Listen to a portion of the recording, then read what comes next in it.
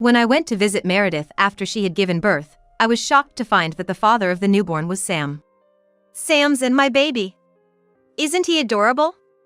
Sorry for giving birth before you, Meredith said with a triumphant look, joyfully holding her child.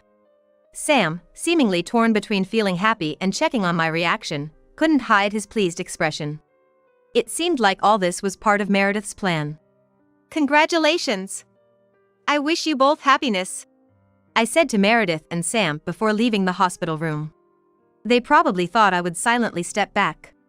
But that wasn't going to be the case. I immediately took out my smartphone and made a call. The baby is born. Come right away. I am Michelle Smith, turning 34 this year.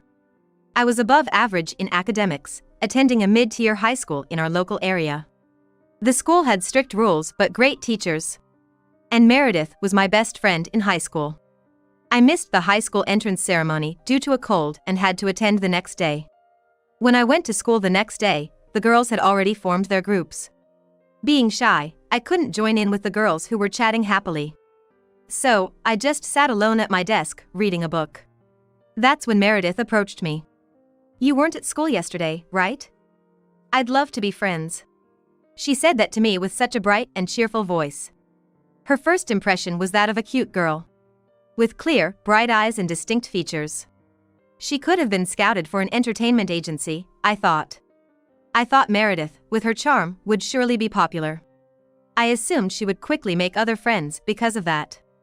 But surprisingly, she didn't make other friends and always stayed with me, hardly talking to other girls. She sometimes talked to boys, but that was it. So, during our freshman year, Meredith and I were always together. We hung out on weekends and were fairly close. In our sophomore year, we chose the same class for students aiming for national or science universities, which was unpopular among girls due to its difficulty, including advanced mathematics. Unlike the liberal arts classes, this class was more challenging because we studied up to Calculus 3. Due to its difficulty, it was unpopular among girls, and there were only a few girls in the class. Meredith was very popular with the boys in our class, often surrounded by them in what seemed like a reverse harem. She was always smiling and touchy with the boys, which sometimes led to misunderstandings and confessions. Normally, this would lead to jealousy among other girls, but the girls in our class were all very straightforward and down to earth. Because of this, there wasn't any rivalry or conflict between the girls. Meredith and I spent all our high school years together. After graduation, I pursued a career in pharmacy, while Meredith went into sociology. It surprised me that she chose a humanities major despite being in a science class.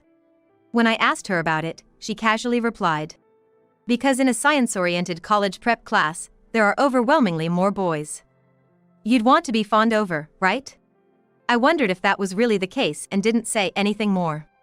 Then we both went off to different universities, separating from each other. Initially, we kept in touch regularly, but gradually, that faded away. After graduating from college, I achieved my dream of becoming a pharmacist. I worked at a community pharmacy. Being a pharmacist is complex work. I had to check prescriptions for errors and provide medication guidance to ensure proper usage. As a newcomer, I made many mistakes and often got scolded by my seniors. There were times I felt so down I cried. But I persevered, gradually becoming more skilled at my job. That's where I met Sam. Sam worked in pharmaceutical sales and frequently visited the pharmacy where I worked. He was soft-spoken and approachable from the start.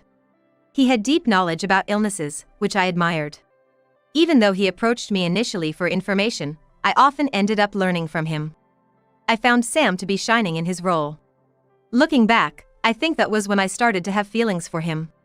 Our relationship changed after a year of knowing each other. One day, when Sam came to deliver medicines as usual, he handed me a note with his contact information along with the delivery slip. When I nervously made the call, Sam immediately answered, saying, "Ms. Michelle. Thanks for calling. I'm really happy." After that, Sam confessed he liked me. We went out for meals several times and eventually started dating. 3 years into our relationship, Sam proposed, and we got married. Sam and I began our married life in his family home. His parents had passed away, so although it was his family home, it was just the two of us living there. This allowed me to live quite freely. However, our marriage wasn't without its challenges. Mainly concerning children. 3 years into our marriage, we still hadn't been blessed with a child. I had always wanted children. And Sam would say, I'm the sole heir of the Smith family. We need a child. Sam's relatives were traditional thinkers and valued family relationships. They were all from large families. Even Sam's cousin had her 3rd child last year. So, I felt an added pressure. Driven by this urgency, I started visiting a fertility clinic. I underwent various tests and received advice from doctors. I had high hopes for this clinic, known for its high pregnancy rates, and spent a significant amount of my savings. However, despite all efforts, the results of the fertility treatments were disappointing. A particular test result forced me to give up my dream of having children. Initially, friends and colleagues said a lot, but gradually, they became more reserved and stopped bringing it up. At work, people avoided discussing children when I was around, which somehow made me feel sadder. But it was different with Sam's relatives. Whenever they visited, they would ask me probing questions without any reservation. Even though it was a private matter. Especially Sam's uncles and aunts, they were relentless, blaming me. Michelle, what do you think about parenting? The Smith family won't continue like this, will it? My daughter already has 3 children. Maybe you should talk to her and get some advice? I had no choice but to respond with a forced smile. For me, who desperately wanted children, these moments were the most painful. And during these times, Sam was just there. Not defending me from his relatives. He even blamed me, saying, I want a child soon too, but Michelle seems to like her job too much. Sam also wanted a child, likely for the sake of carrying on the family name. I think he wasn't particularly fond of children, he just wanted to maintain appearances. So, he blamed me even when we were alone. I shouldn't have married you, Michelle. If I had married someone else, I might have had kids by now. I made a mistake. Sam would say, sparing no harsh words. However, he wasn't very proactive about fertility treatments and reluctantly went for tests. He never bothered to look at the results or listen to the doctor with me. Yet, because I still loved Sam, I silently bore his harsh words. It was the weakness of being in love. I just hoped for this difficult time to end and endured as best as I could. Then, one day, I received a call from an unknown number on my smartphone. I ignored it, but it kept ringing persistently. Finally, puzzled, I answered the phone, and it was a voice from the past. Yoo-hoo! Michelle, glad to see your number hasn't changed. Meredith? I was surprised to get a call from an unknown number.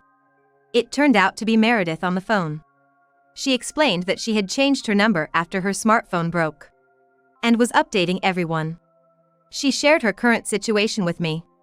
She's now divorced and living alone. She had become a full-time homemaker after getting married, but due to personality differences, the marriage didn't last. Now she's working as a cashier at a supermarket. Since we hadn't been in much contact since high school, I had no idea Meredith was in such a situation. I always thought she'd be happily living with a perfect partner. Then Meredith said, "You're still single, right? It's lonely being alone, isn't it?" I nonchalantly replied, "I'm married, actually. Just having trouble having a child." Her voice dropped slightly. "Oh, really, Michelle?" I panicked, thinking I had said something wrong, but then she quickly returned to her usual cheerful self. "Then let me visit your place. I'd love to meet your husband." Relieved by her change in tone, I agreed to meet. Unaware of the shocking turn of events to come, I had been looking forward to seeing Meredith after such a long time. On the day Meredith was to come over. "Long time no see, Michelle. You haven't changed a bit." Meredith hugged me as soon as she arrived. Then glanced at Sam. "Nice to meet you. I'm Meredith, Michelle's friend."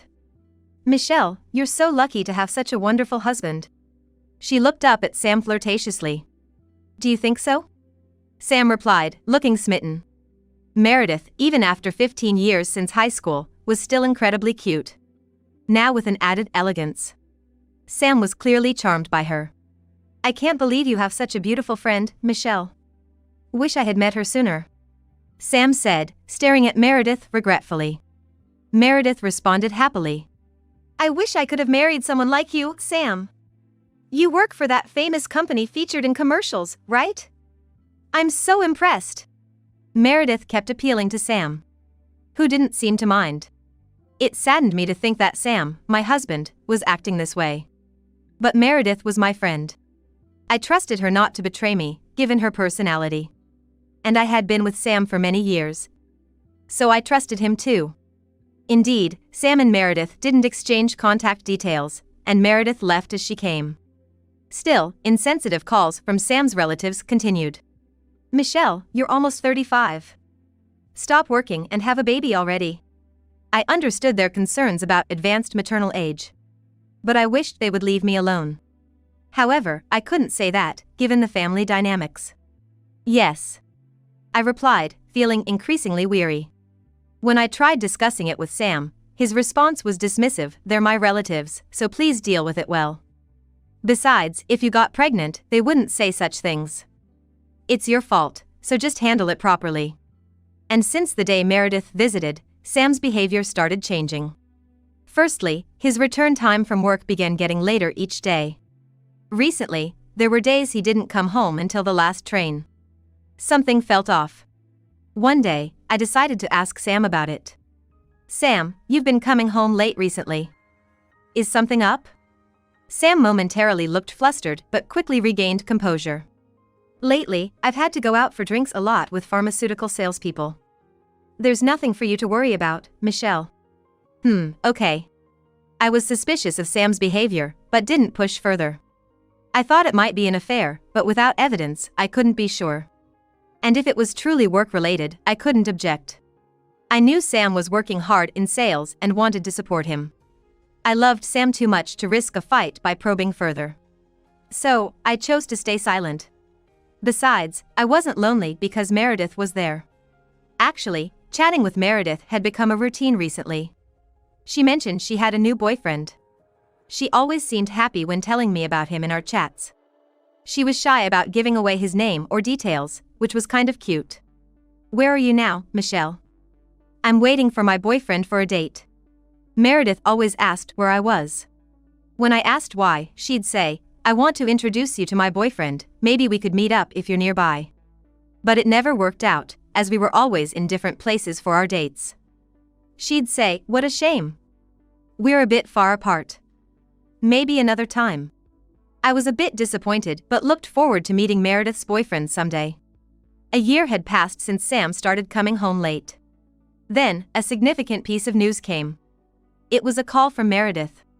As usual, I answered the phone, and Meredith blurted out, Michelle. I've given birth. Really? Congratulations. Ehe. Thank you. I really wanted to tell you first. I know you've been struggling with having a child. I was surprised to hear Meredith was pregnant. She had often talked about her boyfriend in our chats, but never mentioned pregnancy. She probably hesitated to tell me, considering my situation. I hadn't seen Meredith since she visited a year ago. So I was unaware of her pregnancy. Meredith continued. Could you come to visit me in the hospital? I really want you to see my baby. I hesitated for a moment. I had always wanted children but still hadn't been blessed with any. The thought of seeing Meredith's child made me anxious about whether I could genuinely be happy for her. However, that worry vanished in an instant. Sure, of course. It's a happy occasion. I replied. It was Meredith's joyful news. ND as her friend, I wanted to celebrate with her. I quickly headed to the hospital where Meredith was. Meredith, how are you? As I entered Meredith's hospital room, I was greeted with a shocking scene. Why is Sam here? For some reason, Sam was standing by Meredith's bed. Meredith smiled triumphantly. Why? Because Sam is the father. I was speechless at her revelation. When I went to visit Meredith after she had given birth, I found out that the father of the newborn was Sam. Such news was too sudden to be accepted. Isn't our baby cute? Sorry for giving birth before you, huh? Meredith, holding her baby with a victorious look. Sam seemed torn between concern for me and an inability to hide his happiness. Perhaps all this was Meredith's plan. She always asked about my location during her dates. Her claim of wanting to introduce her boyfriend was a lie, she just wanted to avoid a chance encounter. Meredith knew that Sam wanted a child to continue the family line, as I had occasionally complained about it. So, she must have thought of this scheme to take Sam from me. Meredith showed no remorse. Instead, she said, since you couldn't have a child with Sam, it's only natural that you give him to me, right? After all, I did get pregnant. Sam, as if in agreement with her, said, Meredith, who bore my child, is more important to me than you, Michelle. I'm sorry, but can we get a divorce? The house we live in is mine, so please leave as soon as possible. I felt as if the blood had drained from my face. What did Meredith and Sam think of me? Meredith, basking in her superiority for being pregnant. And Sam, choosing his affair partner over his longtime wife. I didn't need such people in my life. I decided to discard their false love and friendship.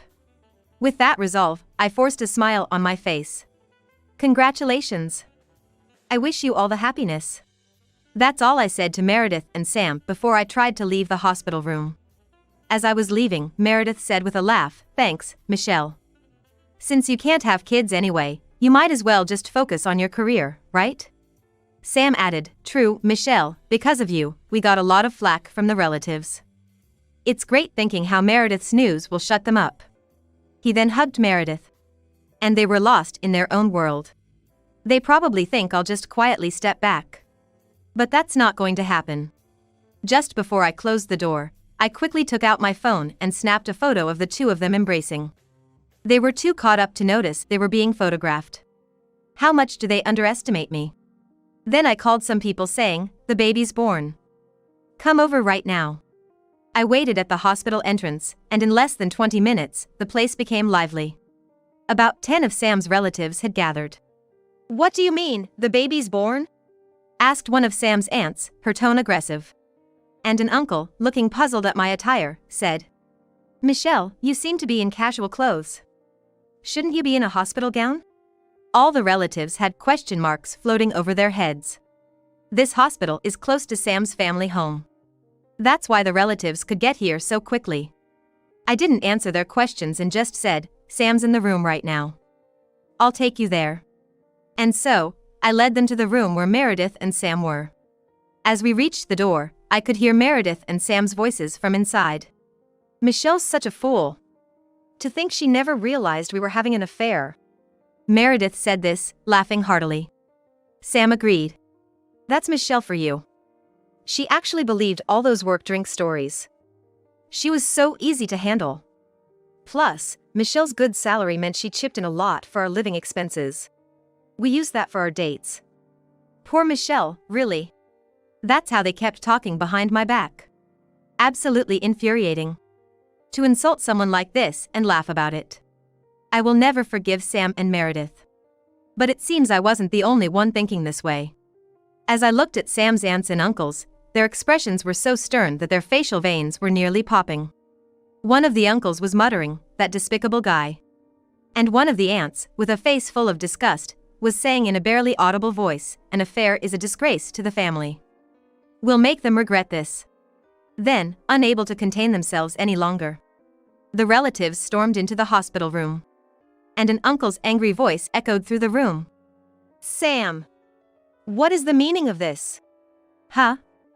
Uncle. Sam's face turned pale upon seeing the relatives.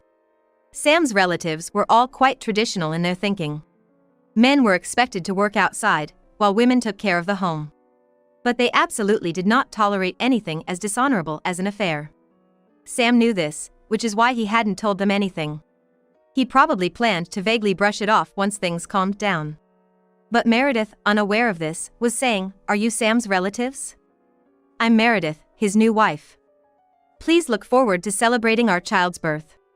In such a situation, her ability to talk about a celebration was astonishing. It must be her lack of common sense that allowed her to do this. Her words caused one of the aunts to confront Sam hysterically. Sam, what is this? You've been having an affair all this time? While Michelle was still here, what have you been doing? Sam was at a loss for words, looking panicked. The aunt, with a menacing expression, must have been intimidating. The other relatives were also glaring at Sam. Sam, being grilled by all 10 relatives, must have felt very cornered. That's when I kindly explained. Sam has been having an affair with Meredith there for a year. Meredith was a high school friend of mine, but she betrayed me. Sam has chosen her over me, it seems. I said this with a pained expression. Everyone looked at me with pity. And then, in the next moment, an uncle lunged at Sam. You bring shame to our family, Sam. Don't you dare call yourself a part of this family anymore. We are cutting all ties with you as relatives. He said this firmly. Sam, confused, tried to argue. But I always talked about having children. It's my child with her, not Michelle. I did as you said, so there shouldn't be any complaints. Meredith, infuriated, also spoke up. Instead of that infertile Michelle, I'm the one who got pregnant. You should be thanking me. I was puzzled by their statements. Why do both of you think I can't get pregnant? I asked, tilting my head in confusion.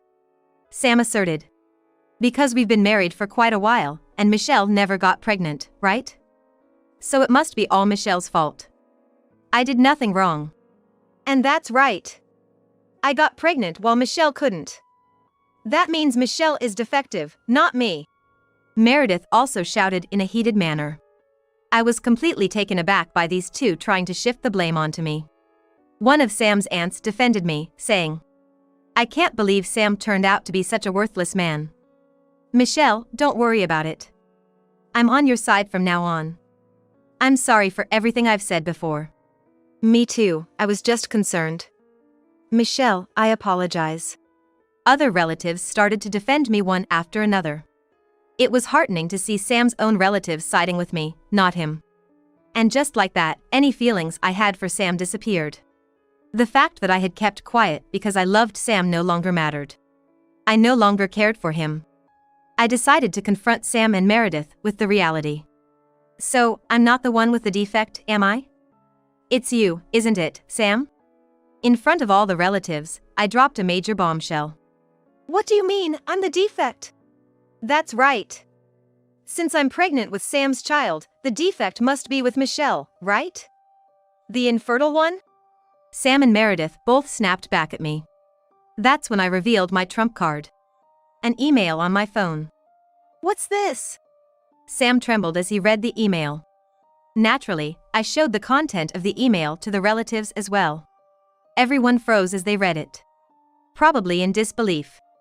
The email was the result of a fertility test Sam had taken. It revealed that Sam was the one unable to have children. In fact, during our fertility treatment, I underwent various tests and was found to have no issues. But still, I didn't get pregnant. That's when the doctor suggested Sam should also be tested. However, Sam was convinced that the problem couldn't be with him. Why do I have to be tested when it's clearly Michelle's fault, he'd argued. Somehow, I persuaded him to just take the test. But Sam never showed any interest in the results. Even when I tried to discuss them with him, he'd dismissively say, I'm not interested, so leave it. At the time, I was secretly relieved that Sam wasn't interested in the results. Back then, I still loved him and didn't want to cause him any unnecessary distress. So, I never pressed the issue. Remembering all this, I continued. I was found perfectly normal in the tests. The doctors told me I could conceive without any problems. So, the issue was with you, Sam. I confronted Sam with the reality. Then, I turned to Meredith, who had a pale face. Meredith. Whose child is it? I'm pretty sure it's not Sam's. What about it, Meredith? Did you lie to me? Sam, almost in tears, confronted her. The child Sam believed was his own. The shock of betrayal must have been immense. Meredith, seemingly at a loss for words, remained silent. Her silence was an admission. Is this a joke? Sam collapsed to the floor, as if all his strength had left him. I thought Meredith was my friend. Why did you do this? I asked Meredith, who was already ignoring the child. The baby was constantly crying in the bed. It seemed to me that for Meredith, even the child was just a tool. She wasn't paying any attention to the crying baby, perhaps hungry by now. Betraying a friend. Aren't you ashamed? An aunt scolded Meredith. Amidst the glaring eyes of everyone, Meredith muttered. I never thought of Michelle as a friend. She was just someone I could use. Same with Sam, I only saw him as a cash cow. That's despicable, muttered an uncle. Meredith really was the worst. I was not going to let this slide. You really are the worst. Well, I'll be seeking damages from you. Meredith flinched at the mention of damages. I can't pay any damages. I don't have that kind of money, she said, holding her head in despair. I showed them the photo of Sam and Meredith embracing. I've already secured the evidence. I even recorded our past conversations. You'll be hearing from my lawyer. Meredith clicked her tongue in frustration. This whole situation was her own doing. I intended to take everything I could from her. Amidst this, Michelle. Sam turned to me with a pleading tone. What? I threw him a cold look. Undeterred, Sam continued. I realized it, Michelle. You're the one who matters to me. Fortunately, it's not my child, so let's start over. An aunt looked at Sam with contempt. You really are the worst. I smiled at Sam, which he mistakenly took as a sign of agreement. Michelle. You understand then? But I had no intention of forgiving him. I'll be divorcing you, Sam. And of course, I'll be seeking damages through my lawyer. I firmly rejected Sam. Then I continued. Unlike you, Sam, I have the chance to have children. I have no feelings left for you. Goodbye. This can't be. Sam broke down in tears. With the child not his and our divorce finalized, even his own relatives cut ties with him. Sam was left alone. It was a fitting consequence. Despite being a grown man, Sam was pathetically crying. It was my fault. Please don't abandon me now. But it was too late for such pleas. Not just me, but even the relatives looked at him coldly. Now alone, Sam would surely face difficulties. It was well deserved in my eyes. In the end, Sam and Meredith didn't marry. The child Meredith bore wasn't Sam's. Actually, Meredith's child was fathered by a bartender she was fond of. After spending extravagantly on him, she ended up pregnant and was subsequently abandoned by him. Left with a considerable amount of debt, Meredith devised a plan to pass off the child as Sam's. She thought Sam, with a stable income, would be a convenient choice. However, her plan was going well only until everything was exposed in this incident. Now, Meredith is missing. Crushed under the dual burdens of her bar debts and the alimony, she reached her limit.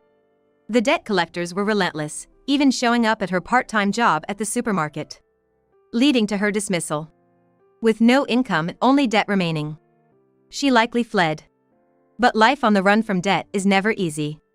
Wherever Meredith is now, she must be struggling. Her child was quickly placed in a care facility. The child is innocent in all this, and I hope he can have a brighter future. As for Sam, he eventually quit his sales job. Our divorce was finalized quickly, and he paid the alimony. Though initially resistant, he was persuaded by his relatives and signed the divorce papers with tears. I'm grateful to the relatives who supported me until the end. The new representative at our pharmacy said that Sam had been distracted ever since. He was inattentive at work, often lost in thought, making it impossible for him to perform well in a sales role. One day, Sam made a major mistake, delivering the wrong medication to another pharmacy. The receiving pharmacy was furious. Naturally, Sam was removed from his responsibilities, and similar incidents occurred at several other places he was in charge of. Eventually, Sam chose to resign voluntarily. He's probably now alone in the large house we once shared. However, without any income, it's uncertain how long he can continue living like that. Sam will likely face a difficult life from now on. It seems a natural consequence to me. 2 years have passed since then.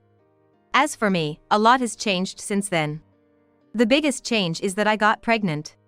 After my divorce from Sam was finalized, I started looking for a new partner and attended several parties. I hit it off with a man my age, and since we were both of an appropriate age, we quickly decided to get married. Soon after, I became pregnant. Having always longed for a child, there's nothing happier for me. I'm now fully engaged in preparing for the baby, reading maternity magazines and the like. My marriage with Sam was filled with hardships, but my life with my current husband is incredibly happy. He always cares for me. I look forward to living a joyful life with my husband and our soon-to-arrive child.